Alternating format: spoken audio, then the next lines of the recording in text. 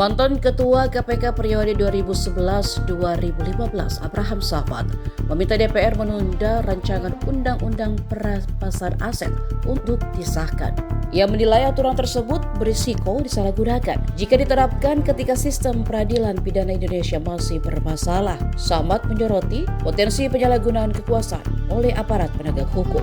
Menurut dia, kewenangan dalam Undang-Undang Perampasan Aset dapat menjadi celah untuk melakukan kriminalisasi atau bahkan transaksi hukum apabila tidak dibarengi sistem peradilan yang bersih. Padahal Samad mengaku sebelumnya termasuk pihak yang mendorong agar aturan perampasan aset segera disahkan. Namun kondisi penegakan hukum saat ini, di mana penyalahgunaan kekuasaan masih terjadi, membuat penerapannya dinilai perlu dilakukan dengan hati-hati. Ia menyinggung sejumlah kasus korupsi yang dinilai menunjukkan adanya persoalan dalam proses hukum, salah satunya perkara Tom Lembong.